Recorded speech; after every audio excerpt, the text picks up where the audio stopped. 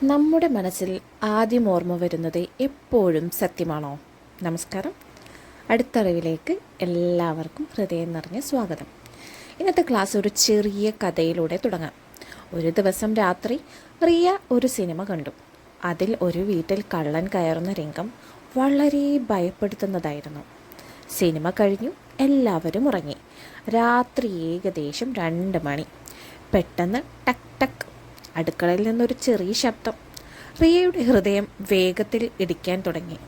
അയ്യോ, കള്ളൻ! അവൾ അച്ഛനെ വിളിച്ചു. അച്ഛൻ ലൈറ്റ് ഓണാക്കി അടുക്കളയിൽ ചെന്നു. അവിടെ കണ്ടത് എന്താണെന്നോ?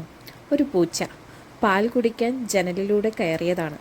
റിയ ചിരിച്ചെങ്കിലും ഒരു ചോദ്യം അവളുടെ മനസ്സിൽ വന്നു. ഞാൻ എന്തിനാണ് ആദ്യം കള്ളനാണെന്ന് വിചാരിച്ചത്? കാരണം അവളുടെ മനസ്സിൽ ഏറ്റവും പുതിയതായി ഉണ്ടായിരുന്നത് കള്ളൻ കയറുന്ന സിനിമയായിരുന്നു. അതുകൊണ്ട് തന്നെ ആ ഓർമ്മയാണ് ആദ്യം പുറത്തു വന്നത്. ഇതാണ് അവൈലബിലിറ്റി ബയാസ്. ഒരു ദിവസം വാർത്തയിൽ വിമാനാപകടം കണ്ടു. അടുത്ത ദിവസം നിങ്ങൾക്ക് വിമാനത്തിൽ യാത്ര ചെയ്യാനുണ്ട്. ഉടൻ മനസ്സ് പറയും വിമാനയാത്ര അപകടകരമാണെന്ന്. പക്ഷേ അതേ ദിവസം ആയിരക്കണക്കിന് വിമാനങ്ങൾ സുരക്ഷിതമായി ലക്ഷ്യസ്ഥാനത്തെത്തുന്ന കാര്യം മനസ്സോർക്കില്ല.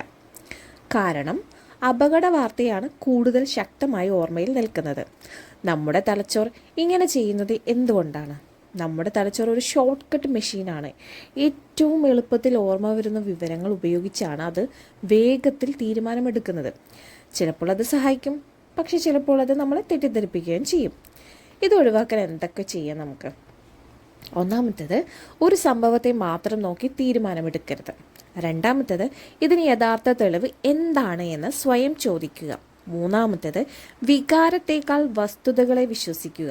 നാലാമത്തേത്, എളുപ്പത്തിൽ ഓർമ്മ വരുന്ന കാര്യങ്ങൾ മാത്രം ലോകത്തിൻ്റെ മുഴുവൻ സത്യമല്ലെന്ന് ഓർക്കുക.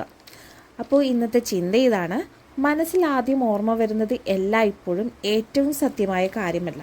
പലപ്പോഴും അത് ഏറ്റവും പുതിയതോ ഏറ്റവും ഭയപ്പെടുത്തുന്നതോ ഏറ്റവും വികാരപരമായതോ ആയ ഓർമ്മ മാത്രമാണ്.